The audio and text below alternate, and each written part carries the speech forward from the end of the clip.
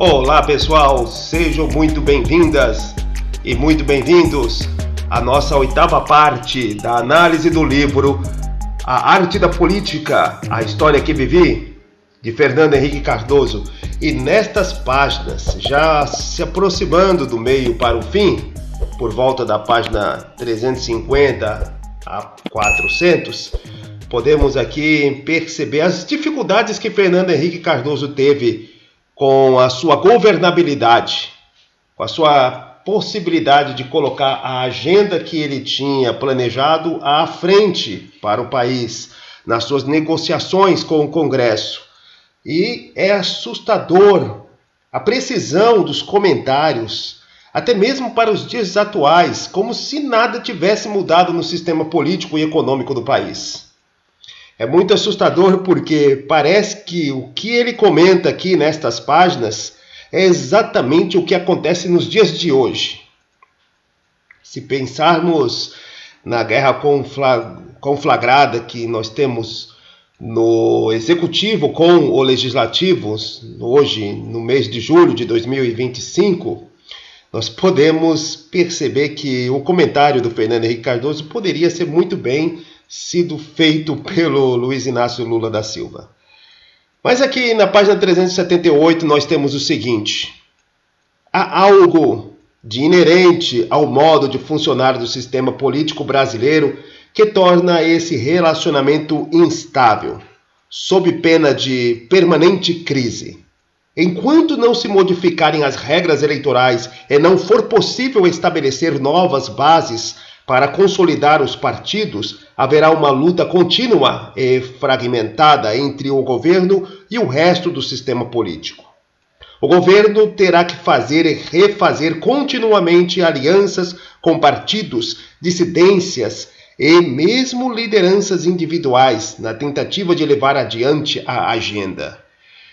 E interessante é que, na confabulação de diversos interesses que estão ali entrincheirados no Congresso Nacional, o governo executivo, ele tem que negociar um a um, porque o sistema partidário ele é fragmentado, em um único partido nós temos o conjunto de diversos interesses diferentes, caciques políticos, como existia na época o ACM, o Jader Barbário e diversos outros caciques por aí pelo Brasil e que forçavam e não desejavam o progresso do país. Desejavam assumir o poder, mesmo que se fosse num país seriamente problemático, seriamente com dificuldades econômicas. O que interessa para eles é o cargo e não o país, se pensarmos nesse ponto. Então havia grandes dificuldades do Fernando Henrique Cardoso colocar a agenda de estabilização, que ele acreditava que era a estabilização, o controle das contas públicas, superávit primário, colocar toda essa agenda no Congresso, sendo que diversos interesses eram contrários. E é importante que esse sistema político fragmentado e de difícil coordenação ainda existe. Não mudou absolutamente nada, conforme nós podemos aplicar esse trecho aos dias atuais. E que talvez se torne mais dramático com a emergência das redes sociais, onde a manipulação é fácil, onde pode-se jogar o povo contra um lado ao outro. Continua Fernando Henrique Cardoso aqui, na página 379. A dicotomia entre governo e oposição só se cristaliza na votação em plenário. Até lá, nos escaninhos do processo legislativo, os interesses estabelecidos vão se entrincheirando nas várias comissões e desfigurando as propostas do Executivo. Em plenário, para obter as maiorias necessárias, principalmente para as emendas constitucionais, novas negociações, e a imprensa as chamará sempre de barganhas, e às vezes elas realmente são. Essas barganhas adulteram ainda mais o propósito inicial. Ele está aqui dizendo nada mais, nada menos do que o início de todo o governo, quando se manda a lei orçamentária anual. Quando você tem o envio desta lei orçamentária anual, seja no início do governo, seja no segundo, no terceiro ou no quarto ano, existe uma batalha terrível que desfigura completamente o que é planejado, né? Ainda mais por buscas de emendas, né? Porque o parlamentar, seja ele da base do governo, seja ele da oposição, o único interesse maior que ele coloca como prioritário é a sua reeleição, é a sua permanência no poder, mesmo que para isso acabe com qualquer possibilidade de desenvolvimento econômico do país.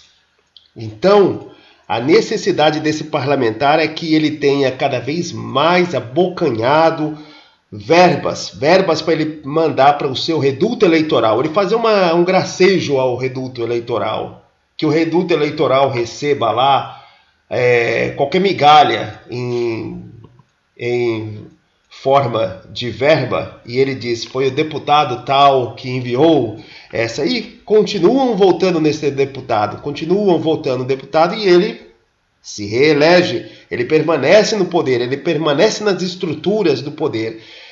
Só que, se todos os 513 deputados fizerem isso, e tiverem bastante emenda, o projeto de poder que foi apresentado ao povo através das eleições pelo presidente da República, ele não vai acontecer, porque todo o dinheiro foi para as emendas. E aí que nós temos o grande problema, porque quando as emendas elas atendem aos interesses particulares de cada um dos deputados, elas não atendem as verbas não atendem o interesse maior do país de coordenação econômica, como obras de infraestrutura necessárias, elas passam a ser deficitárias. Não há dinheiro suficiente para duplicar estradas, para construir ferrovias, portos, aeroportos e diversas outras coisas, aparelhamento das Forças Armadas, melhora do sistema educacional. Não há dinheiro para isso, porque quase todo o dinheiro do país vai passar para emendas. E se não for para emendas, os deputados não votam. E aí que é o grande problema. Quando ele fala nesse trecho, ele está tratando da questão de todo ano a lei orçamentária anual ser descaracterizada. E progressivamente, quando estamos tratando aqui da época do Fernando Henrique Cardoso até os dias atuais, o que a gente viu foi um crescente aumento do poder legislativo sobre o orçamento. Mas não exatamente o que acontece nos países parlamentaristas, onde todo o orçamento é coordenado e executado pelo parlamento, aonde que eles precisam construir um governo viável e que esse governo vai coordenar a aplicação das verbas para a infraestrutura, para desenvolvimento econômico, para educação, para defesa, saúde, ciência, progresso. É necessário fazer. Só que ao contrário do que acontece num país parlamentarista, onde há necessidade dessa coordenação para que não se perca o sentido de um projeto ou um país, aqui por ser presidencialista, o executivo que teria esta capacidade, ele perde por completo essa prerrogativa de coordenar os gastos. Ele, nesse mundo de barganhas, ele passa a ficar cada vez mais fraco. Ele até se apresenta nas eleições para presidente à população como aquele que vai coordenar os gastos, mas na verdade ele não vai, porque hoje, pelo menos no sentido de hoje, 2025, as emendas são tão expansivas que pouco dinheiro sobra para que o executivo possa administrar em termos de infraestrutura, em termos de tudo, né? Tendo o sentido lá que nós falamos aqui das emendas impositivas, né? As individuais e as emendas de bancada, né? Porque se formos ver, nós temos 4 tipos de emendas, né? As de bancadas, de comissão, relatoria e as individuais.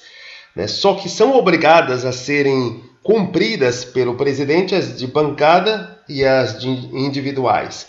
E essas passaram a ser as predominantes nas emendas desde o impeachment da Dilma até os dias atuais. O Congresso foi tomando conta do orçamento, e num país presidencialista não deveria acontecer isso. As emendas deveriam ser a exceção da aplicação das verbas, mas hoje se tornaram regra, se tornaram o ponto, e quase todo o dinheiro arrecadado pelo país é para que o deputado possa permanecer no poder, possa enviar dinheiro para o seu reduto eleitoral, fazer o seu gracejo ao seu reduto eleitoral, e que as pessoas lá acreditam que a grande saída é aquele deputado que está mandando verba para lá, sendo que todos os deputados mandando verba, o presidente não manda verba para ninguém. E aí acaba que a coordenação de uma aplicação eficiente para o país não acontece. Por isso que as infraestruturas do país, as duplicações de estradas não existem, não há ferrovia, portos estão caindo aos pedaços, as Forças Armadas não têm equipamento suficiente para defender o país. Tudo isso acontece porque o sistema está falido. E o Fernando Henrique Cardoso já avisava, como o trecho que lemos aqui na página 378.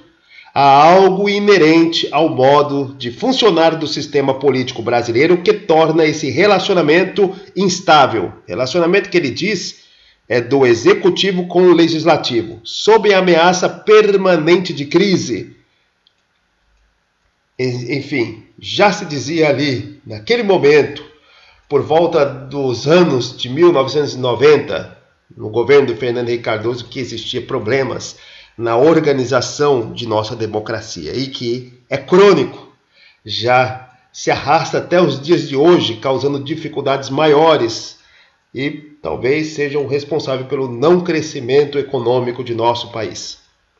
Mas Fernando Henrique Cardoso ainda naquela época tinha uma margem de manobra, conseguia fazer uma negociação com o Congresso, apesar de sempre ter que abrir mão de algumas da sua agenda necessária à estabilização, aonde ele protegeu o que era mais importante, o que era totalmente vital para a estabilidade econômica que se tinha iniciado com o Plano Real. Então nós temos mais ou menos as necessidades de privatizações que aconteciam por todo o país depois do Plano Real, pois uma das partes principais era acabar com o déficit público, pois o déficit público alimentava uma demanda que alimentava uma inflação. Era necessário, na agenda do Fernando Henrique Cardoso, acabar com o déficit público, principalmente das empresas estatais que não estavam dando problema, como a gente já até mesmo questionou aqui e falamos sobre as oportunidades escritas aqui pelo Fernando Henrique Cardoso em relação às estatais. Tinha-se, primeiro, uma possibilidade de mudar as regras das estatais, tornando-as mais eficientes com relação à possibilidade de contratação, demissão, de reestruturação, mudar as regras ou vendê-las. Como mudar as regras era algo absolutamente difícil no presidencialismo de coalizão, principalmente no nosso, onde não há senso de projeto de país, e sim apenas o senso de interesses próprios, de permanência no poder. Então era absolutamente difícil e complicado e demorado e custoso. E custoso pelo seguinte, porque se fosse iniciar um processo de mudança das regras das estatais para que elas se tornassem eficientes, a inflação não esperaria. E aconteceria um processo inflacionário e o Plano Real teria submergido e não teria feito a estabilização econômica, né? Talvez duraria pouco tempo. Mas então a opção adotada foi a venda, a privatização, que era muito mais rápida e desafogaria as contas públicas diminuiria a demanda que o setor público criava na sociedade e que alimentava parte da pressão inflacionária segurada pelas reservas que mantinham a paridade dólar e real. E aí nós temos aqui, na página 339, retornando novamente aqui em algumas páginas anteriores da que foi lida, o Fernando Henrique Cardoso fala da privatização do setor de comunicações. Ele vai falar da Telesul, Telenorte, porque o sistema de comunicações no país foi dividido em vários setores e aí precisava privatizar. Aí ele vai dizer de algumas trapalhadas da sua equipe para poder realizar essas privatizações. Ele diz aí de 2 ministros e secretários que tinham criado com algumas empresas, alguns consórcios, etc., alguma forma de elas entrarem na mesma concorrência para poderem melhorar o preço ao governo. Só que isso que era a grande questão, induzir a formação de consórcios somente para a concorrência era algo que cheirava antiético. E, obviamente, isso transformou-se em escândalos no governo Fernando Henrique Cardoso. Mas aí ele diz aqui na página 339, os termos da conversa, sem o contexto, deram a muitos a impressão de que teria havido ingerência indevida dos responsáveis pelo processo de privatização e, eventualmente, interesses escusos para beneficiar um dos grupos, quando, na verdade, o propósito era forçar os 2 grupos à competição em prol do tesouro. Ele estava aqui se referindo à privatização, à concorrência para o setor de comunicações no país. Bom, além disso, além dessas trapalhadas que aconteciam entre ministros, secretários, assessores, o Fernando Henrique Cardoso também tinha que lidar com os problemas de relacionamento entre as esferas, principalmente os estados devedores. E volta a ser assustadora a semelhança com os dias atuais, quando na página 347 ele trata de 2 governos estaduais que deviam dinheiro para o governo federal. Tinha uma dívida pública com o governo federal. Vamos aqui à página 347.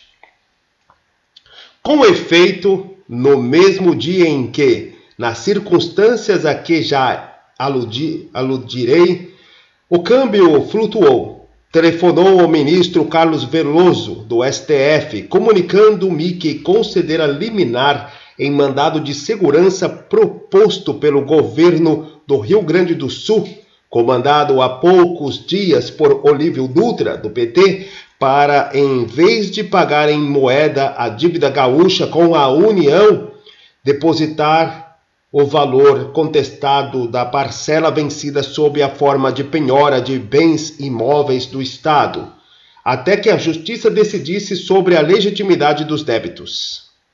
Muito pior fez o governador de Minas, Itamar Franco, PMDB.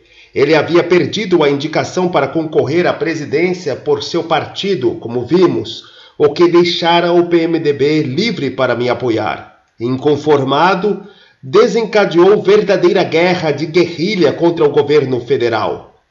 Assolado por alguns colaboradores próximos, que nunca aceitaram a estabilização nos moldes realizados pelo Plano Real, e menos ainda as privatizações, não teve melhor ideia do que anunciar uma moratória das dívidas de Minas. A medida era tecnicamente impossível, porque lei anterior permitia ao Tesouro ressarcir-se automaticamente, não transferindo a Minas, no caso, os recursos do Imposto de Renda e do Imposto sobre Produtos Industrializados, IPI, que o governo federal efetua todo mês aos estados. Bom, interessante é que naquela altura do governo do Fernando Henrique Cardoso, em 1997, 2 estados concentravam grande parte da dívida pública dos estados para com a União, Minas Gerais e Rio Grande do Sul. Passado todos esses anos, agora em 2025, nós temos 4 estados que, se não me engano, concentram 80% das dívidas públicas dos estados para com a União. Goiás, Rio de Janeiro, Rio Grande do Sul e Minas Gerais. Rio Grande do Sul e Minas Gerais continuam, desde aquela época, como devedores para com a União. Ou seja, eles possuem déficit público desde aquela época. Não sei se é desde aquela época, mas naquela época eles tinham destaque na dívida pública dos estados e nesta época, 2025, possuem destaque na dívida pública dos estados. Não sei, deveríamos fazer uma análise ano a ano, de 97 até 2025, para ver se eles ainda figuram. Pode ser que durante muitos anos deixaram de ser devedores para agora em 2025 voltarem a ser devedores. Não sei, mas é muita coincidência esses 2 estados estarem anunciados como devedores da dívida pública dos estados para com a União. Mas o fato de o estado de Minas Gerais estar sendo, nesta época, governado por Itamar Franco, ex-presidente da República, que nomeou Fernando Henrique Cardoso para ministro da Fazenda, que lançou o Plano Real, é que torna as coisas muito mais dramáticas.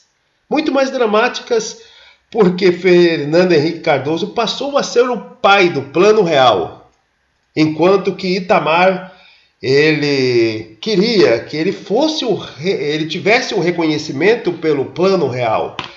Claro, vamos pensar de uma forma mais científica, pois uma vez atuante no Plano Real, Fernando Henrique Cardoso, ele não só coordenou o Ministério da Fazenda, como também colocou as pessoas certas, os economistas, secretários, conseguiu fazer um plano para debelar a inflação. Primeiro, ele analisou o que alimentava a inflação, a inflação de demanda, a inflação de oferta, a inflação inercial. Junto com a sua equipe, ele coordenou um plano e colocou este plano em curso, ali em 93 até 94, em 94, que debelou por fim a inflação. E ainda assim precisou de muitas ações para que o plano se sustentasse. Essas ações foram colocadas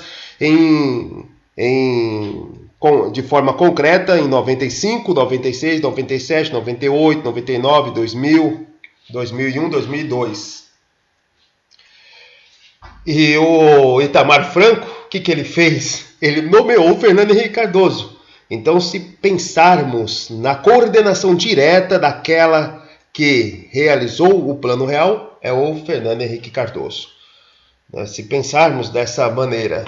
E aí, é claro, o Itamar, ele gostaria sim de voltar à presidência da República, ainda mais porque, não sei se é um ego, talvez ele gostaria sim de ser eleito presidente, porque ele não foi eleito, ele era o vice do Collor. No momento que o Collor desaba, naqueles planos desastrosos, no plano verão, plano Collor, quando ele confiscou as poupanças e depois criou uma briga com o legislativo, briga essa que também está descrita nos trechos que lemos no início dessa nossa análise. Nesse termo aí, o Fernando... Agora me perdi, senhores, mas... Quando o Itamar Franco, ele agora está no governo de Minas, um governo devedor, em relação ao Fernando Henrique Cardoso, seu antigo pupilo, seu antigo ministro, ele agora provavelmente tem uma briga de ego. Não sei exatamente se é uma briga de ego, mas é estranho, pois logo a seguir, na página adiante ao trecho que foi lido, na página 348, existe um dos episódios mais mais interessantes do governo do Fernando Henrique Cardoso, que o Fernando Henrique Cardoso chama de tragicomédia.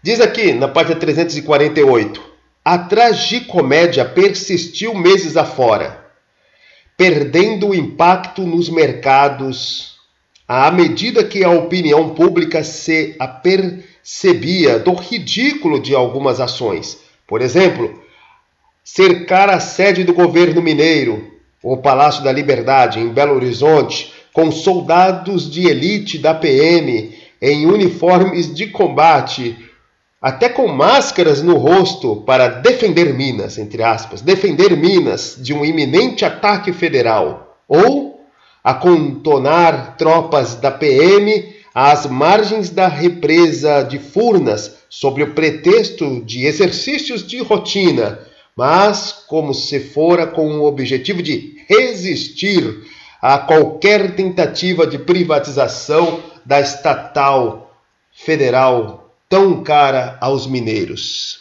Ele referia-se aqui, na questão de Furnas, ele referia-se à Companhia Energética de Minas Gerais, a CEMIG. E a federalização era uma coisa proposta para abater parte da dívida pública de Minas Gerais. E o Itamar Franco, ele resolveu fazer todo o teatro, né? Porque, primeiro, para o pagamento da dívida pública, como o próprio trecho anterior lido, já podia ser efetuada sem repasse dos descontos do imposto de renda e do IPI. Era só fazer isso, acabou. Não precisava de nada de alarde. Mas o Itamar Franco fez o alarde. A showcracia já estava começando ali. Era mais importante parecer do que ser. Então, ele colocou tropas da PM ali em Furnas, tropas da PM para a frente das Forças Armadas, como insinuando e criando um clima de tensão, simplesmente para dar a ideia ao povo de que ele era um governador firme, forte, contra qualquer ameaça de mando do governo autoritário federal, né? Como se isso pudesse ser interpretado, mas a população assim interpreta. A população, ela pouco sabe das regras, pouco sabe das leis. O que importa é o teatro.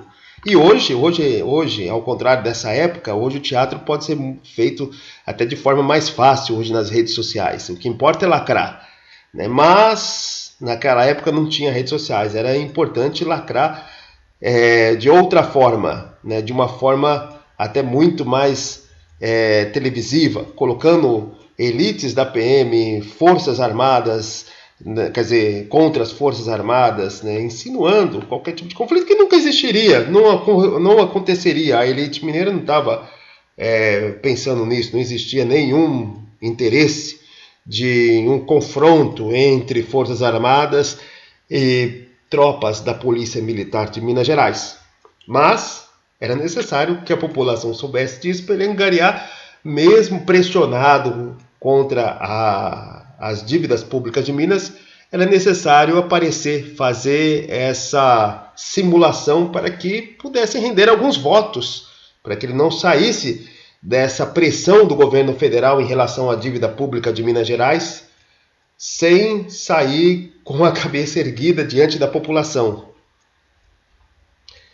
É interessante que hoje, nos termos da dívida pública de Minas Gerais, foi até aprovado o PROPAG, o Plano de Pagamento da Dívida. E o PROPAG, o Plano de Pagamento da Dívida de Minas para com o governo federal, estava prevendo, né, foi paralisado, mas estava prevendo a entrega de parte do controle da Companhia Energética de Minas Gerais, a CEMIG, a parte uma federalização da CEMIG. Está prevendo hoje, né, assim como naquela época, né, isso é muito interessante.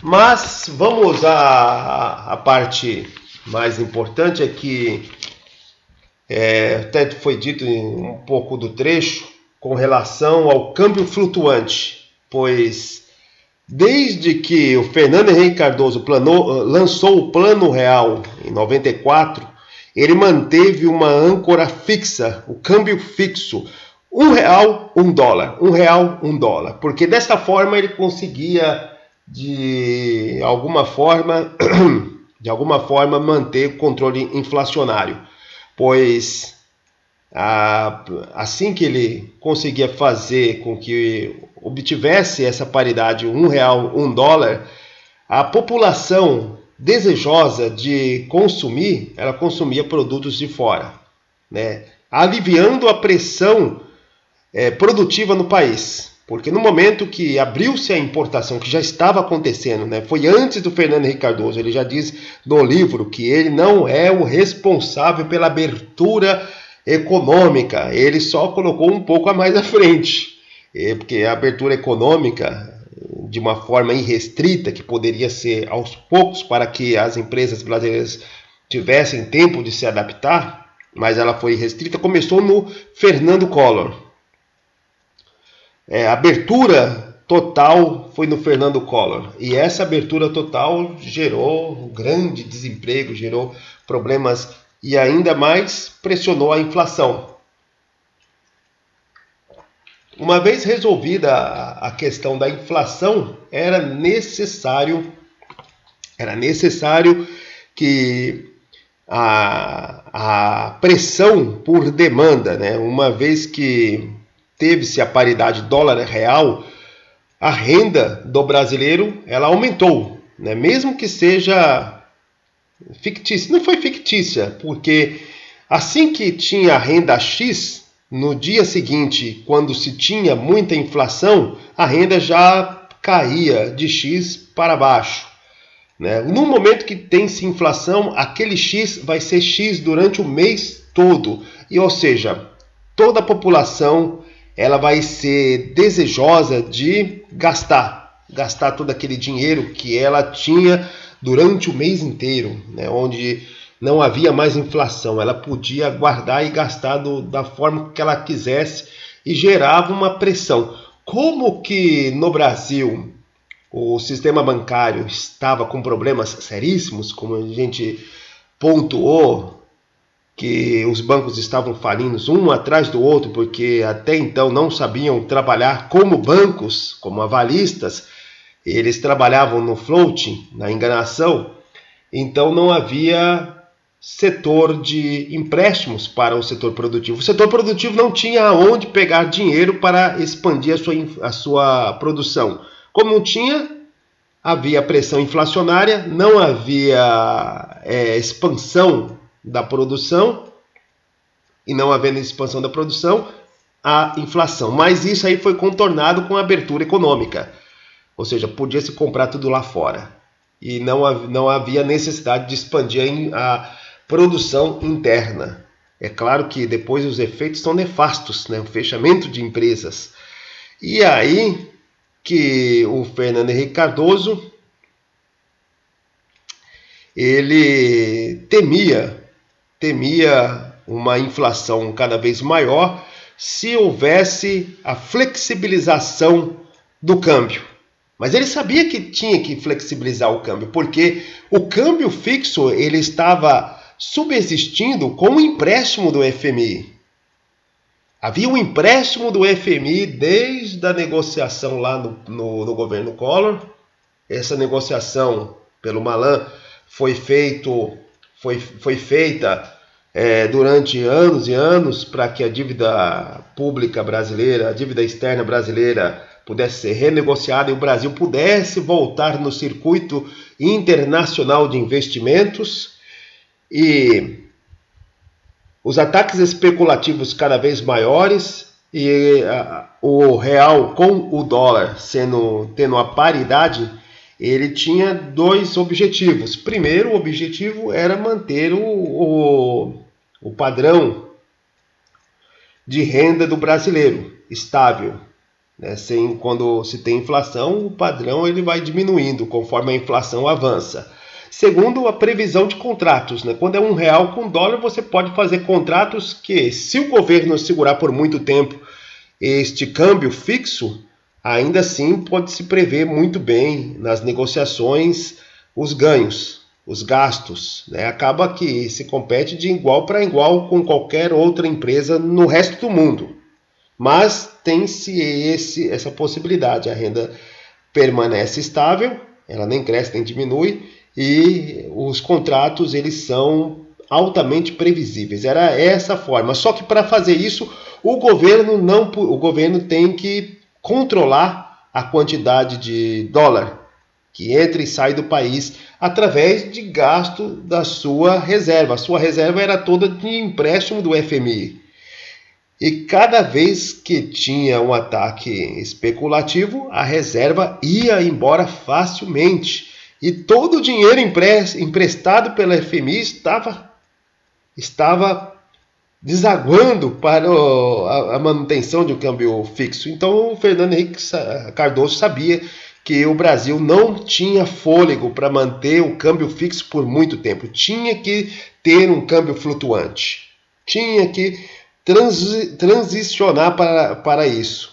Só que temia que o primeiro sinal que fizesse ao câmbio flutuante a especulação aumentasse e as reservas brasileiras iriam embora e o Brasil teria que ter uma dívida cada vez maior, mais crescente, descontrolada e voltasse ao processo de inflação descontrolado, alimentado por uma contínua expectativa, né? A inflação inercial, junto com a inflação de demanda, junto com a inflação de custos e tudo voltasse a estaca zero. Mas, a partir das eleições de 98, foi então iniciado o processo de flexibilização. Eles apertaram os dedos, fizeram figa e flexibilizaram, e aqui nós temos o resultado na página 359.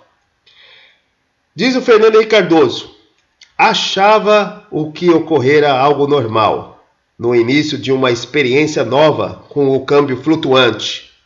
O câmbio abrira naquela segunda-feira a R$ 1,76 por dólar, quando na sexta-feira anterior chegara a R$ 2,15, que provavelmente haveria uma inflação de uns 30%, mas teríamos saltado o Rubicão. No futuro, disse ele, acho que era o Malan que ele estava falando, disse ele, essa política renderia frutos, pois permitiria a retomada do crescimento. Essa política permitiria a retomada do crescimento. Por que a retomada do crescimento? Porque é simples, na economia você tem também os benefícios do câmbio flutuante. Quando há desvalorização da própria moeda, então tem-se o ganho de exportação maior. Pois, se pensarmos que quando se paga em real e se vende em dólar, e o real e o dólar são exatamente equiparados, então gasta-se para produzir nos fatores de produção, né? Lembrando aqui dos fatores de produção, né? Terra, capital e trabalho. Mão de obra, trabalho é mão de obra, na mão de obra. Então você paga a mão de obra com real.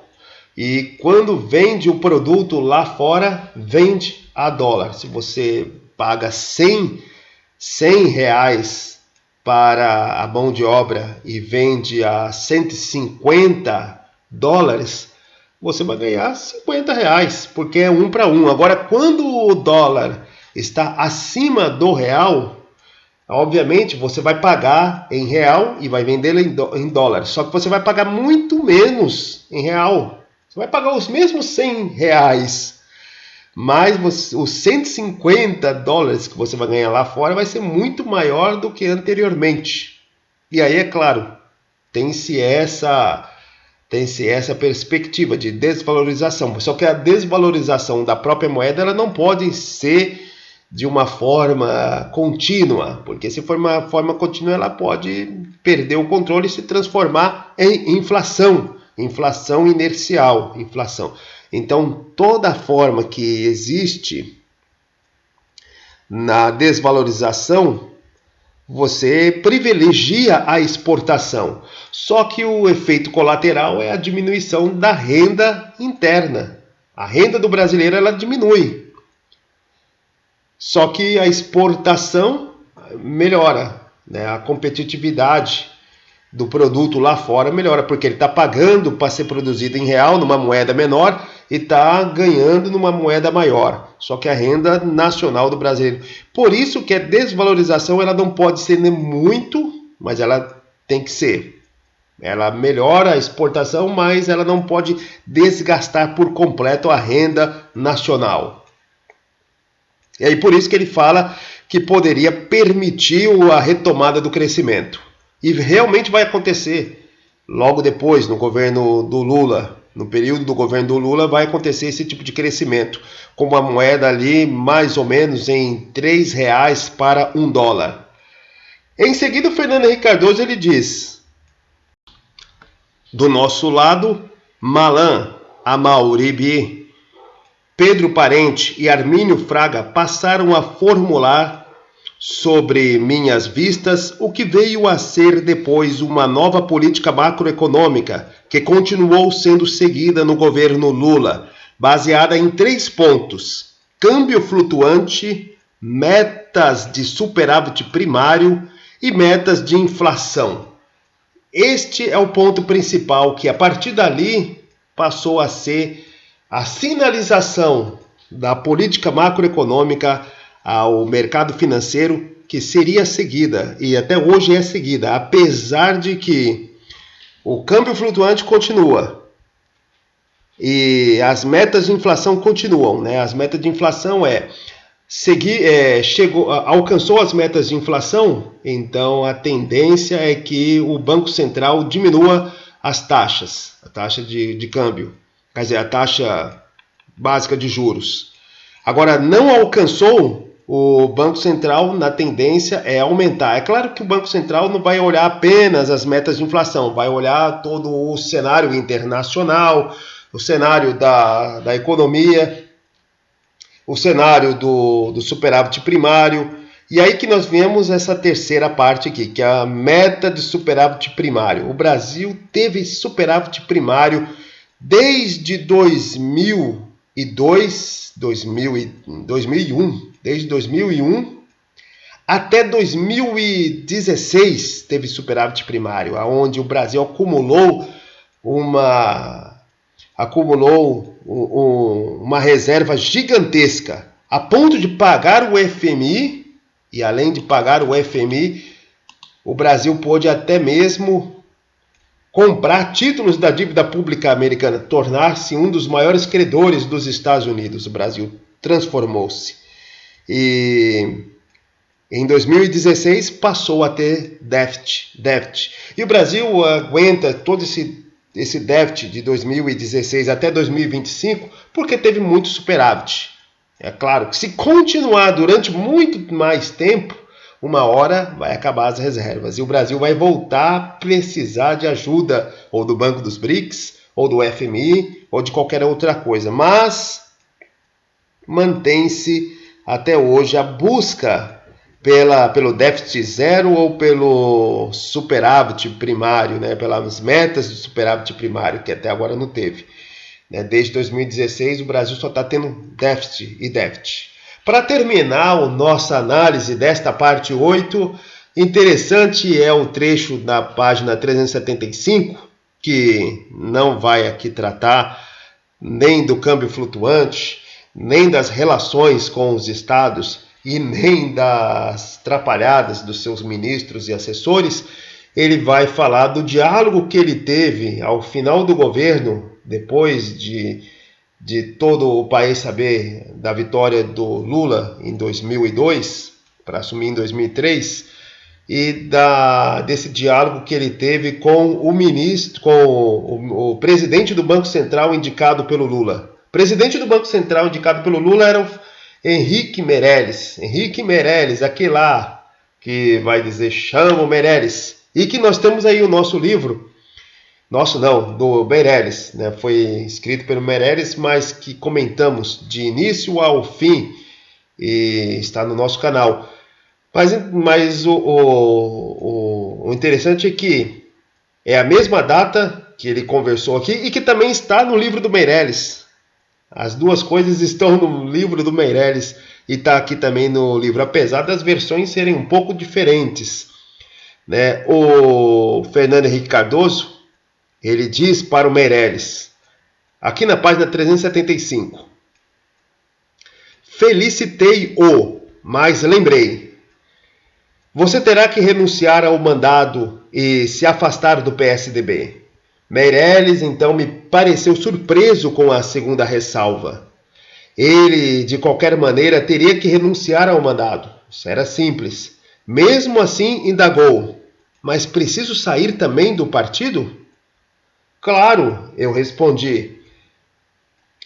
Parecia-me evidente a resposta, mas apenas pela posição técnica e neutra, e portanto apartidária, que o presidente do Banco Central deveria manter, como também pelo fato de que ele passaria a integrar um governo de um partido adversário ao PSDB.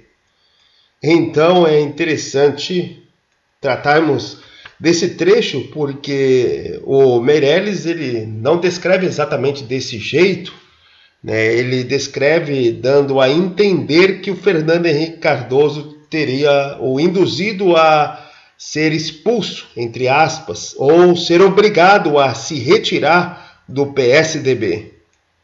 E nesses confrontos ali, provavelmente o Henrique Meirelles deve ter achado que o Fernando Henrique Cardoso realmente o queria fora, não o queria dentro do PSDB. Sendo que, obviamente, existia sim uma contrariedade em permanecer no PSDB, fazendo a estabilização da economia pelo Banco Central, né, pelo menos da parte monetária, para o PT. Né, sendo que naquele exato momento eram as duas grandes forças do cenário político e antagônicas, né, o PSDB, a direita, e a direita neoliberal, apesar do Fernando Henrique Cardoso ele refutar esse apelido de neoliberal dentro aqui, ele só disse que buscava responsabilidade fiscal e não o neoliberalismo. Apesar de que defendeu a abertura dos mercados, né, defendeu que o Brasil abrisse mão de armas atômicas, né, tudo que o Fernando Henrique Cardoso fazia e pensava era para os mercados. Mas, seguindo adiante, né, não havia como permanecer num partido ajudando o seu adversário. Bom, é isso que nós temos para tratar aqui. Muito obrigado por quem escutou aqui. Até a parte 9. Né? Logo, logo já estaremos chegando ao fim de nossa análise. E se inscreva no canal, que logo, logo tem mais livros para analisarmos.